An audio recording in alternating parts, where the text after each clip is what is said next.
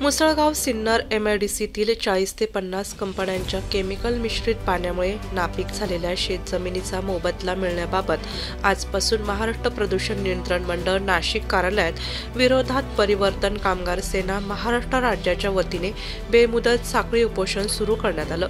सदर परिसरातील पाण्याचे नैसर्गिक स्रोत सुद्धा खराब झाले असून मुक्या जनावरांसह वाड्या वस्त्यांवर राहणाऱ्या तसेच मळे परिसरामध्ये राहणाऱ्या शेतकऱ्यांना सुद्धा पिण्याचे पाणी राहिले नाही।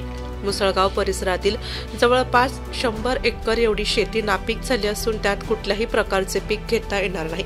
या सर्व समस्यांसंदर्भात सर्व प्रकारच्या पुराव्यानिशी गेल्या 2 वर्षात महाराष्ट्र भूषण नियंत्रण मंडळ नाशिक कार्यालयाचा सातत्याने पत्रव्यवहार केला असून सदर समस्येची साधी दखलही घेतली गेली नाही।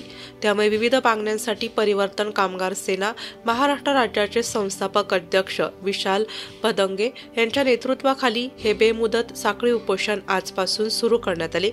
दरम्यान याविषयी अधिक माहिती परिवर्तन कामगार सेनेचे संस्थापक अध्यक्ष विशाल बदंगे यांनी दिली।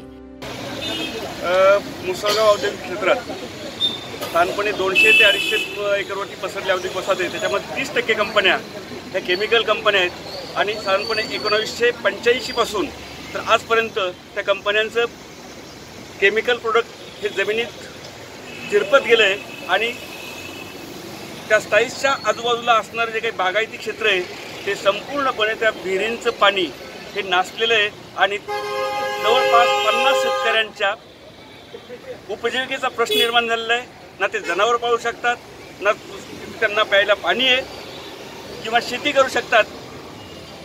सुपीक जमीन ही नापीक झालेली आहे आणि सदन शेतकरी हे निर्धन होऊन भिकेला लागण्याची लक्षणं या वॉटर पोल्युशनमुळे निर्माण झालेली आहे।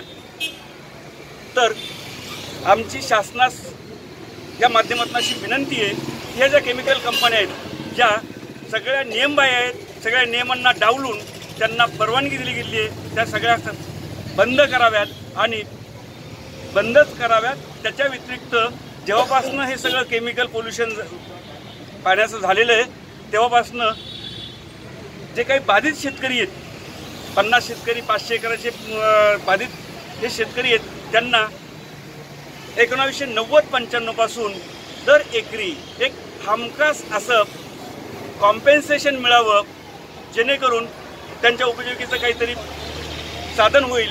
आणि जर हे असंच राहिलं तर आमच्या येणाऱ्या पुढच्या ज्या काही 10 पिढ्या आहेत त्या मात्र नरकात जातील केवळ ह्या शासनाच्या धोरणामुळे। तेव्हा शासनाने या सगळ्या गोष्टींकडे लक्ष द्यावं आणि आमच्या पुढच्या पिढ्यांचा उद्धार शासनाला कसा करता येईल, त्यांचं पुण्य कसं घेता येईल याचा विचार शासनानं करावा ही आपल्या माध्यमातून विनंती।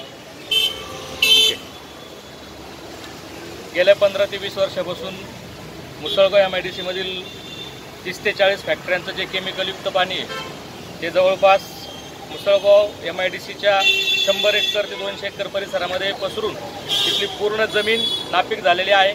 त्या पाण्याचा प्रादुर्भाव एवढा प्रचंड प्रमाणात आहे की विहिरीतलं पाणीसुद्धा त्यामुळे प्रदूषित झालेलं आहे। पर्यायानं तिथं पीक शेतजमीन पण होत नाही आणि जनावरांना पिण्यायोग्य पण ते पाणी राहिलेलं नसून हे सगळं फक्त महाराष्ट्र प्रदूषण नियंत्रण मंडळाच्या कामचुकार धोरणामुळे झालेलं आहे, इथल्या भ्रष्ट अधिकाऱ्यांमुळे झालेलं आहे। आमची प्रशासनास या उपोषणाच्या माध्यमातून एकच विनंती आहे की त्यांनी लवकरात लवकर या मुसळगाव MIDC संदर्भात निर्णय घ्यावा। ज्या केमिकलाइज फॅक्टऱ्या आहेत त्या बंद करून शेतकऱ्यांना जे त्यांचं नुकसान झालेलं आहे त्या नुकसानाची नुकसान भरपाई मिळावी ही विनंती आहे। या प्रसंगी विशाल बदंगे, सदाशिव झाडे, उद्धव शिरसाट, संतोष शिरसाट, रमेश शिंदे, दत्तू शिरसाट, रंगनाथ जाधव, जालिंदर काळे, संजय घोलप, संतोष भंडारी, दत्तू शिंदे, अशोक शिंदे आदी जण मोठ्या संख्येने उपस्थित होते।